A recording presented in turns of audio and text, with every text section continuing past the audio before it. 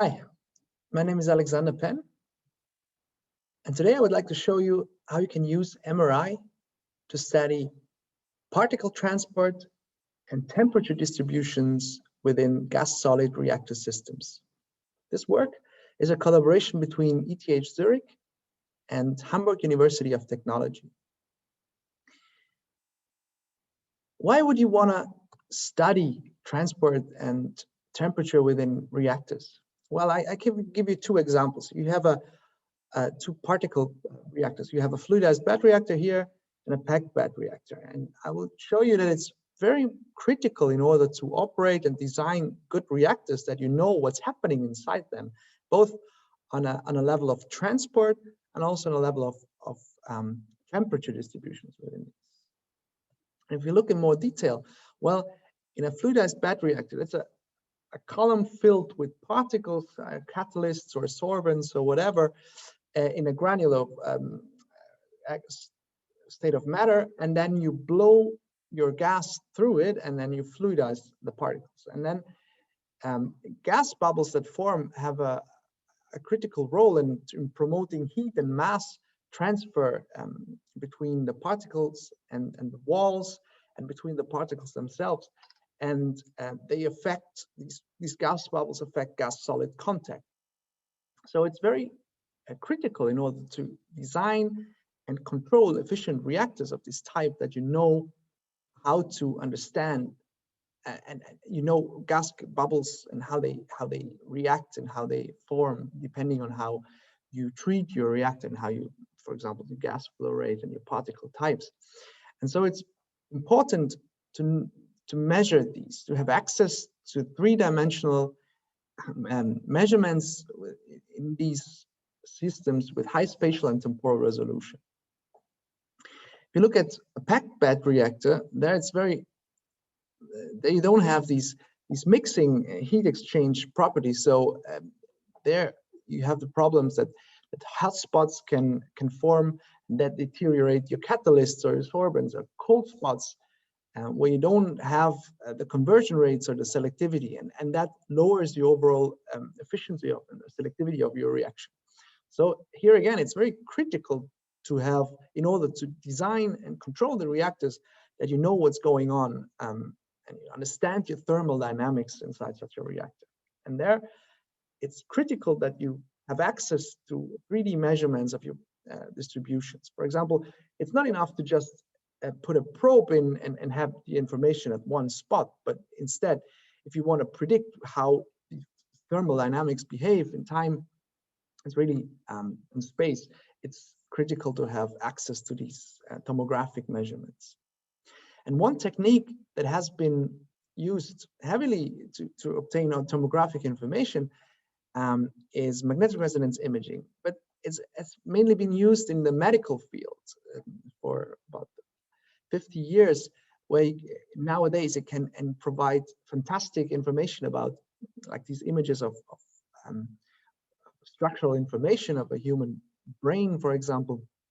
It can, more recently, has been added flow contrast. Here, for example, you see blood flow through an aortic bow, and it also has been used, and this is more in an early stage, to laser ablation of tumors, where you use magnetic resonance imaging to control the temperature and see, have I heated my tumor tissue enough in order for it to die, and I don't want to heat any other tissues than the tumor. And magnetic resonance imaging can also be used to discriminate between different neurotransmitters, for example, chemical composition in the brain. And this is also very interesting. Now, if you look, the body is a very complex bioreactor, right? And it's no wonder that all of these techniques are also very interesting for the field of bioprocess and process engineering. Turns out it's not so straightforward to just use a clinical MRI and put your reactors in it. You need to adjust a little bit. And what we did is we tailored and manufactured our own sensitive detector arrays to really get the magnetic resonance information very close, because signal decays quadratically in space. So it's very good to be conformal. We manufactured materials that have very strong MRI properties, a long signal lifetime, and we design pulse sequences that are time efficient, so we can really acquire one image in one spin excitation state. And we combined that with powerful image reconstruction algorithms and automated image processing routines in order to make sense out of the images that we get. And I can show you here, this is a real-time magnetic resonance imaging video of a fluidized bed. You cannot really see the dynamics well, because the frame rate, I believe, is not the best in this video.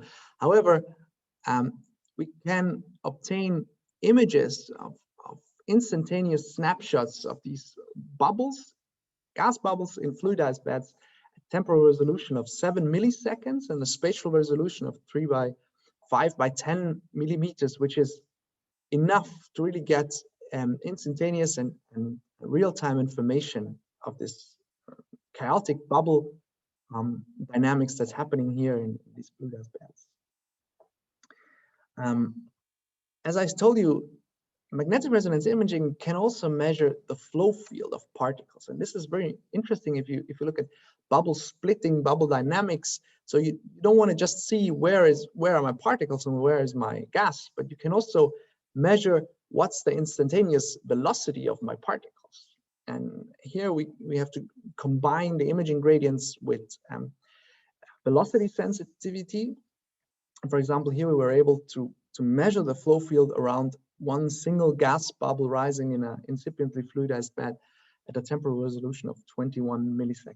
This technique was recently published in Science Advances in 2017, and we have been publishing with this technique quite a range of different phenomena. We were analyzing them together with Chris Boyce from Columbia University. You might have seen some of his works as well. But now I would like to come to the temperature measurements. And as I told you, MRI can not only measure where are particles and where is a gas phase, or how fast the particles move, but instead it can also be used to measure temperatures. And that's the reason why this works is that the magnetic resonance, the NMR spectrum of water shifts and shifts linearly with temperature. For example, if you have oil, then that doesn't have this shift. And you see, if you heat up your water, then your spectrum shifts a couple of parts per billion. But this is enough, you're sensitive enough with your MRI equipment to really detect this. And you can see that the slope that you get here in the temperature by cooling down a sample from 70 degrees Celsius to 30, that the slope is really linear in this range. And what we did is we built a test system of a fixed bed reactor. Here it's cylindrical and filled with particles that are filled with MRI contrast agent, and we injected air, controlled temperature at 60 degrees Celsius in this case, and measured the temperature. And then we put this all in the MRI and did our measurements. This was a 7 Tesla MRI scanner. And here you can see the heating up from room temperature of this packed bed model reactor. And you have one central vertical slide. And we obtained a temporal resolution of 4 seconds for one image, a spatial resolution of 1 by 1 by 10 millimeters in thickness. And we were able to get a thermal accuracy of 1.8 degrees Celsius, and then a thermal range of between 0 and 100 degrees Celsius. And yeah, turned out in order to get to this precision and the accuracy, we needed to have we needed to check this, and we had some reference probes in where we had fiber optic temperature sensors that were concurrently measuring the temperature while we were measuring it also with MRI. And we can see that we had a magnetic field drift correction. This is based on oil, because as I said initially, oil doesn't shift its spectrum with temperature. So we had reference oil and markers in that we needed, we used to calibrate field drifts that occurred during the measurement.